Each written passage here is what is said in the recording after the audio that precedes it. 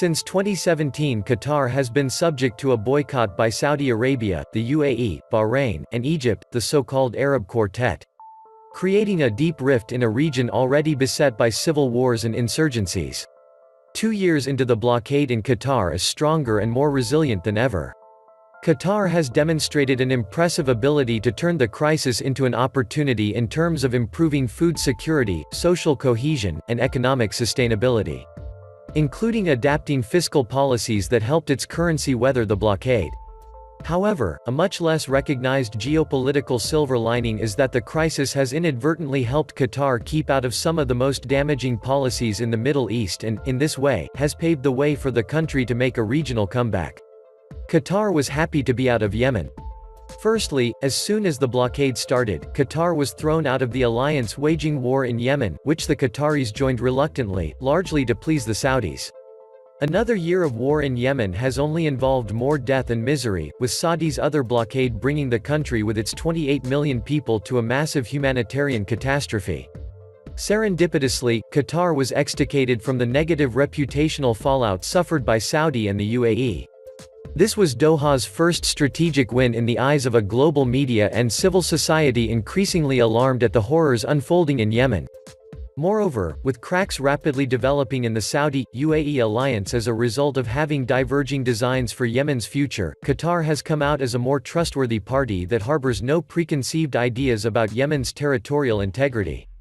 In 2018, Saudi Arabia announced the Salwa Canal project, a plan to build a 200 meters wide, 70 kilometers long canal along their border with Qatar.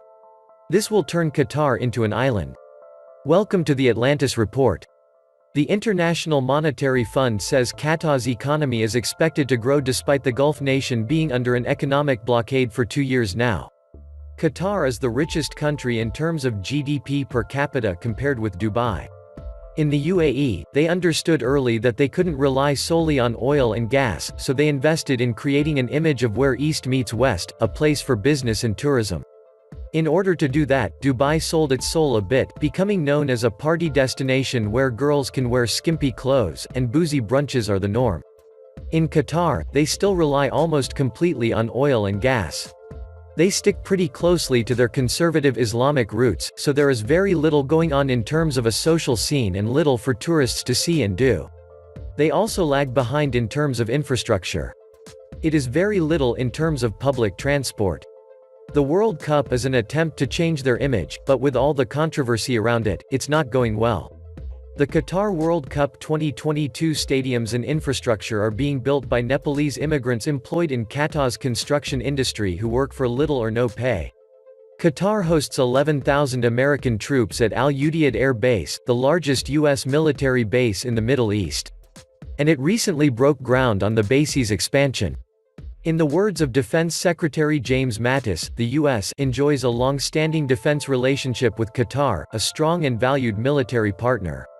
Despite all the problems, Qatar is still one of the richest countries in the world and the richest in the Gulf. Following are some reasons that made Qatar top the charts. Number 1. Stable political system. People often underestimate the importance of a stable political system. Unlike many Middle Eastern countries, Qatar has been politically stable ever since its independence. Qatar is an absolute monarchy ruled by the Al Thani family. The ruling dynasty has been able to provide the Qataris with the highest per capita income in the world. Qatar is classified by the UN as a country of very high human development and as the most advanced Arab state for human development. Number 2. Exploiting natural resources. Before the emergence of the oil-based industry, Qatar was a poor pearl diving country. The exploration of oil and gas fields began in 1939. Oil was discovered in Qatar in 1940, in Dukhan Field. In 1973, oil production and revenues increased dramatically, moving Qatar out of the ranks of the world's poorest countries and providing it with one of the highest per capita incomes in the world. The discovery transformed the state's economy. Now, the country has a high standard of living for its legal citizens. With no income tax in Qatar, the unemployment rate is about 0.1%. Number 3. Lack of any serious home issues. Unlike most countries, Qatar has no problems at home. Thus it allows Qatar to intervene where it sees fit without too much regard for upsetting others because its policy is simply to engage with everyone it can as often as it can. Number 4. Prioritizing infrastructures. Qatar has made a vast expansion of infrastructure at home, as well as its investment abroad.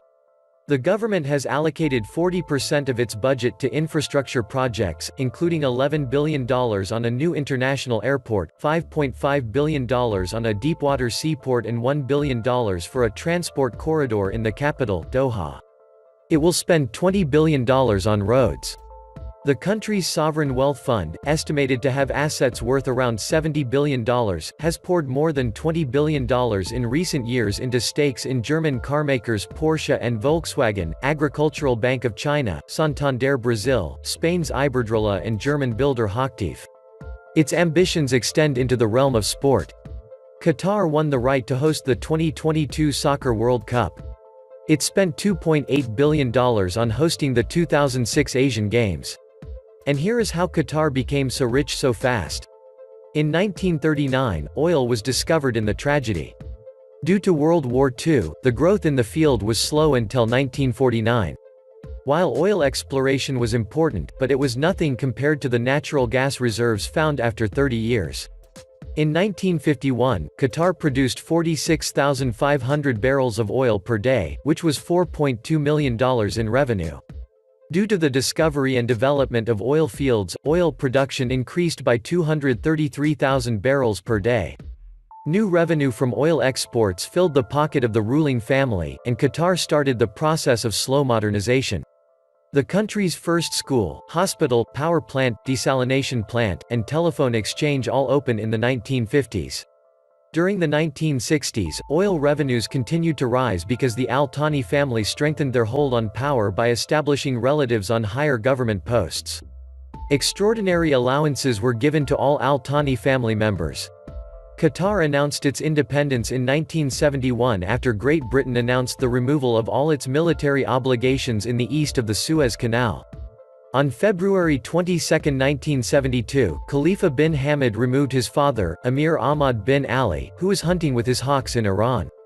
Khalifa bin Hamad cut the expenses of the royal family and increased spending on social programs, housing, health, education, and pension.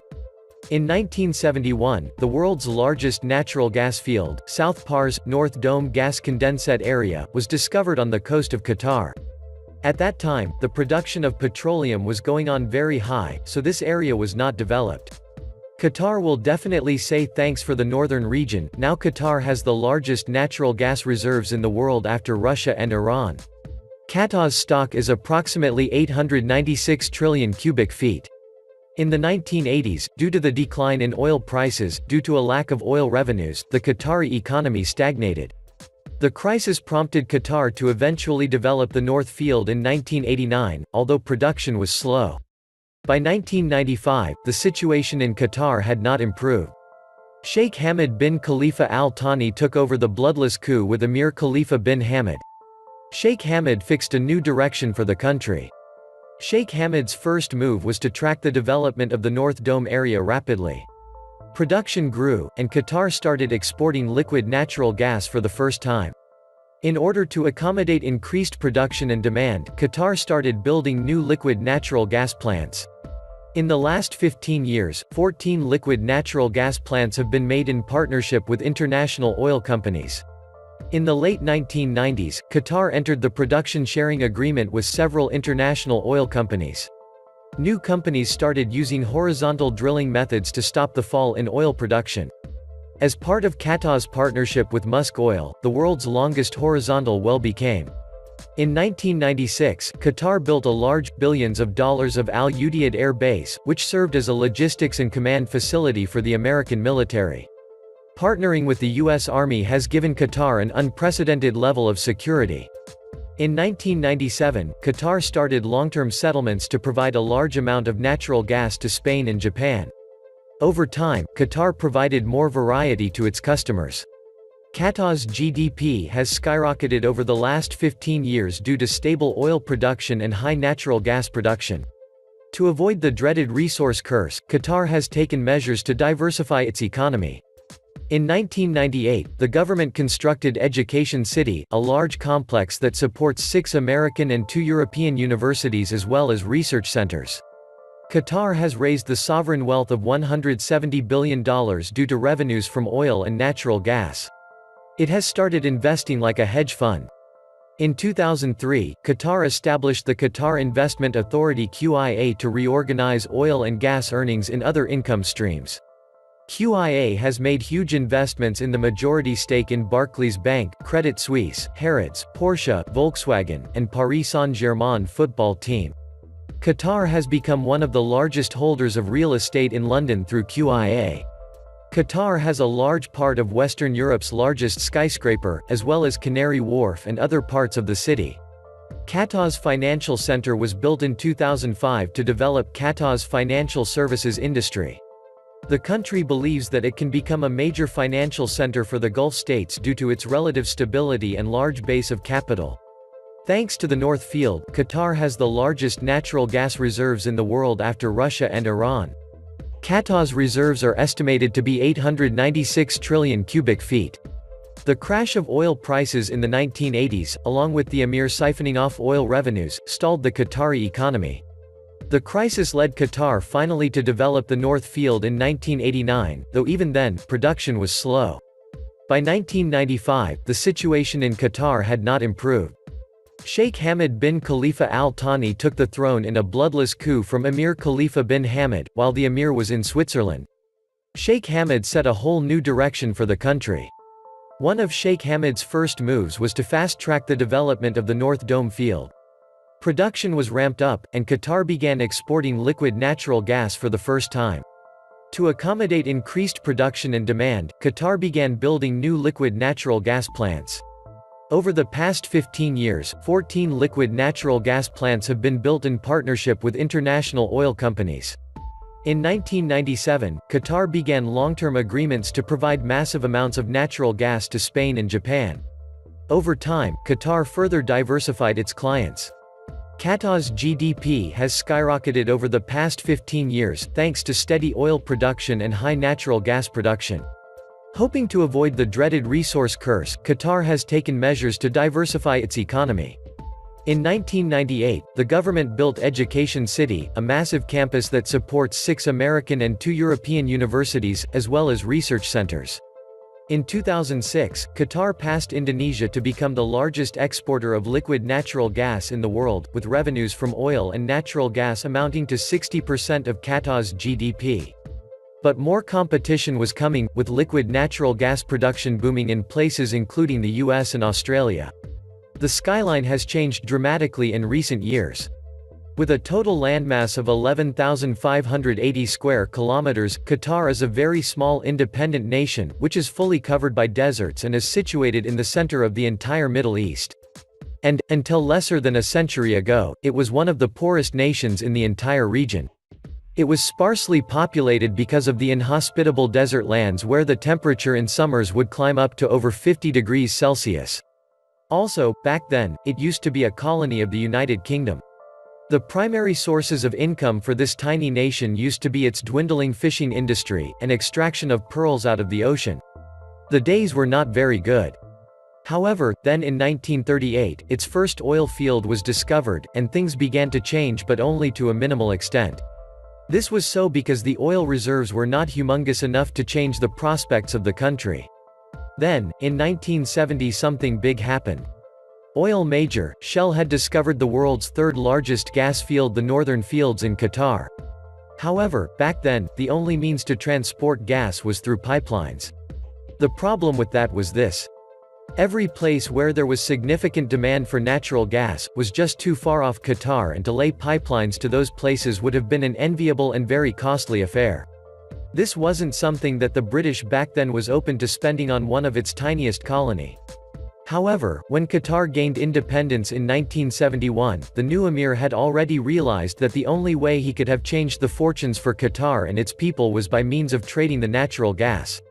Thus, he heavily invested monetary resources into the research and development of this underdeveloped science called liquefaction. Liquefaction is a process of conversion of natural gas to liquid form, which can be easily transported in containers loaded over ships and trucks. And that investment made back in those times in the later years paid back in ginormous volumes.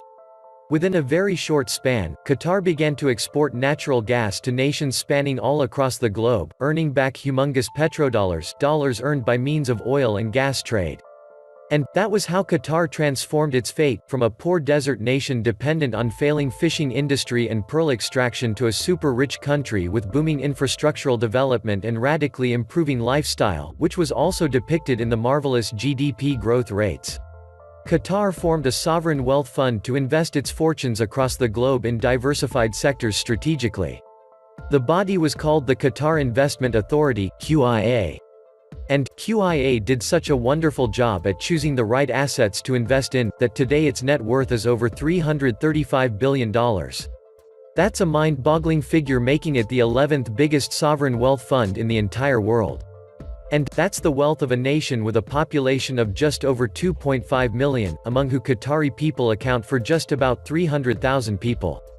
Yep, just 5 zeros after 3. And that is what has risen its overall GDP per capita to over $127,000. This wealth fund made investments in all sorts of sectors, be it sports and travel or real estate and technology. Not only has it invested heavily into well-known tech companies like Uber, but it is also one of the largest stakeholders in popular companies like Volkswagen, Shell, and Russian oil giant Rosneft. Then, it also has stakes in the greatest of cities, and their best of properties. I mean, just imagine this. Qatar owns more property in London than the Queen of England does. It owns 34% of the top 15 skyscrapers in London, while the very UK-based companies own a little lesser than 21%. And, when we talk of the iconic Empire State Building of New York, we must remember that Qatar owns 10% of that marvel too. Similarly, it has a 20% stake in British Airways, 20% ownership in the Heathrow Airport, and 25% in the St. Petersburg Airport as well. Wow! And, the money that these investments earn Qatar every month, every year is then invested back into acquiring other valuable assets and also channeled back into the home country to build more of highways, ports, airports, colleges and universities, and more of infrastructural marvels like skyscrapers and much more. And, that's the tale of Qatar cracking open the juggernaut of wealth creation and becoming the richest country on the entire freaking planet. Thus, regardless of the size, a country should be pragmatic. A proper vision and self-analysis would help to transform the country its best. This was the Atlantis Report. Please like, share, and subscribe. Thank you.